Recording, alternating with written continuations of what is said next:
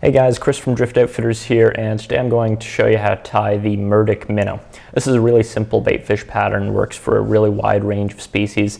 It's super quick to tie, which is always a great plus, and really easy to cast too. It's definitely worthwhile having in your box, no matter whereabouts you're fishing or what for. With that, let's jump into it. Hook we're going to use today, this is a Gamakatsu SC15, and this is a 1/0, but this pattern does scale really well down into smaller sizes. You could tie this, I'd say, down to a size 4 would be sort of on the smaller side of what I would usually tie it in, all the way up if you wanted to tie a big 4/0 or something. If you could find, depending on the head material, you'll see if you can scale that well, then sky's the limit. Thread here is, this is a 140 power thread from Veevus in a white. You could use any thread of your choice, but we do have Bucktail in here, and so something a little stronger is preferable in my mind. This is a fairly short shank hook. The pattern, though, as you saw, is not the shortest thing. To start off this fly, we're going to start with some, in this case, white Bucktail. I'm just going to take a small pinch, maybe a half pencil or less, really, not very much at all. I'm going to pluck out some of the shorter fibers here, just grabbing by the tips and pulling out some of the short stuff. Clean that up a little bit. And like I say, this does have a long tail, so for me, I'm looking at like 2.5 times sort of shank length here. So I'm just going to kind of estimate that, place that off the back, and catch that in right on top. Maybe even pulling up slightly just to make sure that does stay on top and doesn't roll on me. I'm going to take a few wraps forward just so that I get a nice even tie-in base back here. I'm going to cut those fibers on an angle and cover them up with my thread. It's going to serve you well to try and keep a nice even sort of tying platform here. So you see those ends are kind of staggered. I don't want to stack those ends. I like it to have that natural taper. That'll serve us well in creating the profile for this fly. Now on top of that bucktail, we're going to take a couple of different flashes here. The first one's one of my favorites. This is a micro Flashabou in like a pearl opal color. Color 1003. Try match it at home, but you can play around with color combos on this one. And I'm going to take a decent sized clump, probably in around 8 to 10 fibers, and again, vary that depending on the size that you're tying this in. So a decent sized little hank like so. And the way I like to tie this in is to actually just bring it up underneath my tying thread and pull it up underneath the previous wrap. And that'll just easily allow me to place that right on top. And then I'm just going to wrap back over that towards my tail. Like so. And then length here, I just kind of taper off the ends just a little longer than that bucktail there. Like so. Now I'm leaving this front bunch in, you'll see. Now I'm going to take some silver Flashabou. This is just flat silver. Again, mix it up, use whatever you like. Similar serve sized clump here, decent number of fibers. I'm going to tie these in the exact same way, pull them up right underneath, place it on top of that previous bunch. I'm going to take a few wraps forward over this, like so, and I'm just going to taper off these strands the same way I did the last clump, so just a little longer than the bucktail, kind of an angle there. I don't like square edges, although you'll see this fly does feature some.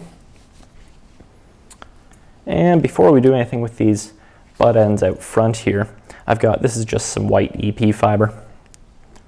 You could use a bunch of different synthetics. Sculpting fiber would work, SF fiber would work okay, but probably not as well. And I'm going to snip off a bundle, again, about a half pencil's worth, so a decently chunky bundle. You want some bulk to this. And this is a couple inches long, and the reason that it is a couple inches long is because I'm actually going to cut it in half. So I have 2 equal bunches of fiber here. And what I'm going to do is I'm going to place them, you'll see, with square ends down one side of the fly. I'd say about 1/3 of the way down the tail, more or less. I'm going to catch that in and tie it in on one side. Bring my thread back here to the tail. And then that second clump from that bundle, just going to square off those tips a little bit. I'm going to tie in on the near side so it's matched with that first bundle there. That's the reason for why I like to get both of these clumps out of the same initial hank, is just so that the density is matched.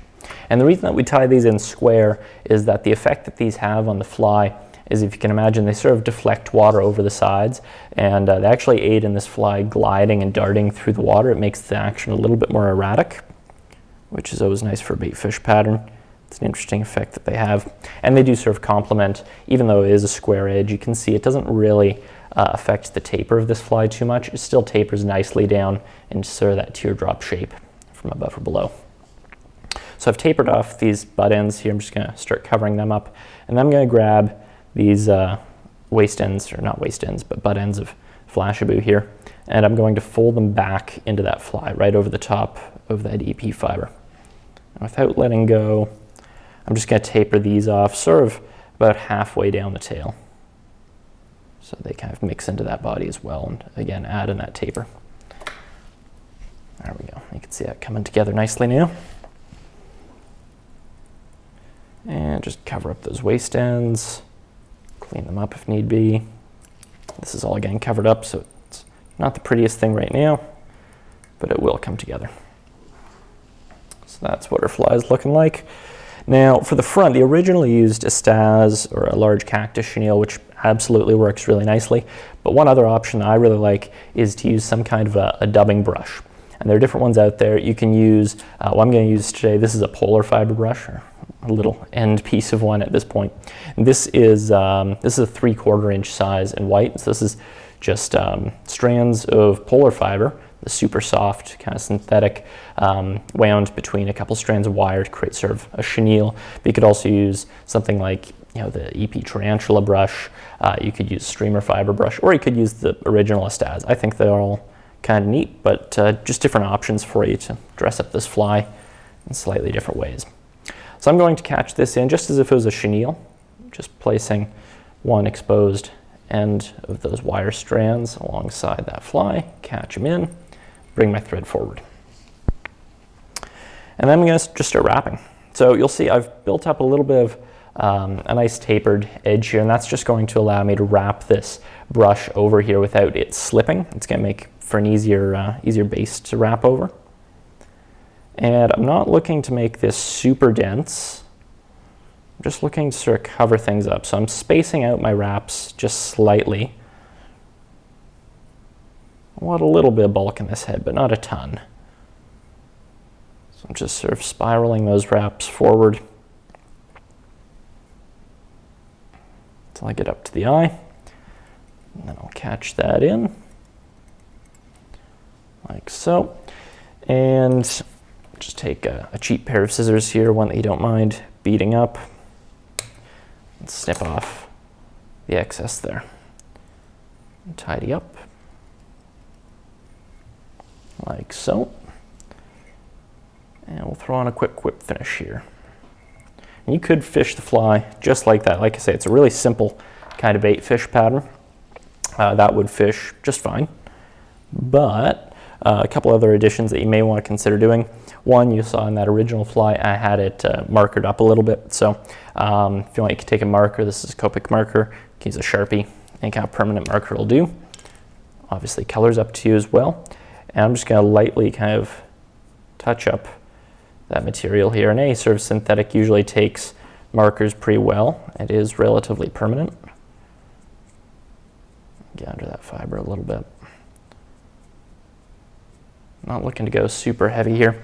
You can see that ink does sort of glob up sometimes, so you can just kind of rub your finger over that, and it'll mix that ink into the fibers a little more evenly for you.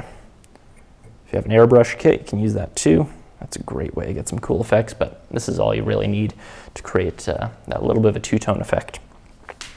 Now, I think eyes make a great addition to this fly or any bait fish as well. So I'm going to throw on a couple of them. Just gives a really nice target point to the fly, add a little more realism. So for that, really easy. All I'm going to do is take some Zap-A-Gap.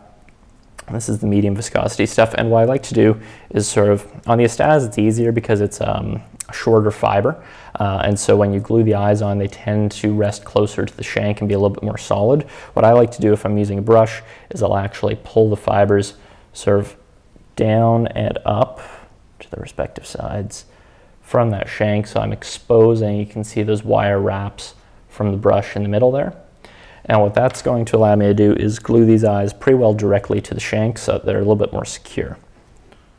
Got a little bit of that olive hair underneath, try and split that a little better. All right, so I'm just going to take my super glue here now and just back from the eye, put on a very small sort of drop, maybe a tad more than that, but you don't want to overdo it on this stuff. Super glue, as we all know, and all of our fingers know, is very sticky stuff. It does not take much. This eye, I think this is a 7/32 of an inch size, but again, just vary it to the size that you like for the fly you're tying. And I'm just going to drop that eye right on top here. You can see I set a little bit back from the nose of the fly. Reason for that, if you look at baitfish, their eyes aren't right up on their noses. They're usually set back a little, so I actually like a little space. As good as eyes right up front look. And then I'm just using the tips of my scissors, or you can use a bodkin or wherever you like, just to press that down. It's a little more precise than using your fingers. If you try and use your fingers, you'll almost always manage to glue yourself to the fly. I'm just going to do the same thing on the other side, and when you do the other side, you just want to make sure that you match up, you know, the distance between the eye and the the hook and the actual eye on both sides, so it's even. So I just kind of look one side then the other and throw a little dab of glue down there. Grab another eye and just place it on top there and just push that down with my scissors. Just checking things out. Things look pretty well even. Height is pretty well even as well. I can squeeze those down. That's amazing just with that little drop of super glue, just how secure those become. And with that sort of positioned, we can then bring this fiber back again. You can see what that's shaping up like.